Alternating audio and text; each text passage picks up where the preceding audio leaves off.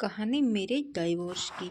मेरी शादी 20 साल की उम्र में हो गई, लेकिन 8 साल में मुझे और मेरे पति को एहसास हुआ कि लगभग हर चीज़ पर हमारे विचार अलग अलग थे। हमारे 2 बच्चे थे, लेकिन जब वे 6 और 2 साल के हुए तो शादी समझौतों और समायोजन की एक श्रृंखला की तरह लगने लगी। हम अपने बच्चों का पालन पोषण कैसे करना चाहते हैं, इस पर हमारे विचार एक दूसरे से बहुत अलग थे। इसीलिए हमने अलग होने का फैसला किया। इसमें कुछ भी कड़वा नहीं है, यह जीवन है। ऐसा कभी कभी होता है। मुझे याद है कि मैंने शादी को ख़त्म करने का फैसला करने से पहले पिताजी को फ़ोन किया था, और जब उन्होंने सुना कि मैं कितनी परेशान हूँ तो उन्होंने कहा, अपना बैग पैक करो और घर आ जाओ। उन्होंने मुझे यह भी एहसास कराया कि शादी जीवन का अंतिम लक्ष्य नहीं है, और समय के साथ मुझे एहसास हुआ कि वह कितने सही थे।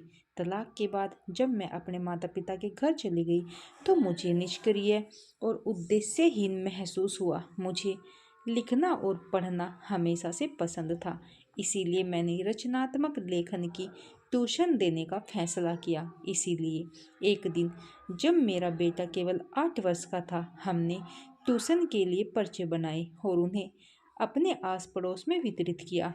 समय के साथ मेरे पास बहुत सारे छात्र आ गए और जल्द ही मैंने रुपए चार्ज करना शुरू कर दिया। अपना स्वयं का रचनात्मक लेखन संस्थान शुरू करने के लिए एक कक्षा के लिए 50 रुपये। तब से हमारे पास 7,000 से अधिक छात्र हैं। मेरे तलाक को 19 साल हो गए हैं, लेकिन मैं अब तक सबसे ज़्यादा खुश हूँ। पिछले साल ही मैंने हमारे लिए एक घर खरीदा था और यह हमारा अपना छोटा सा स्वर्ग है।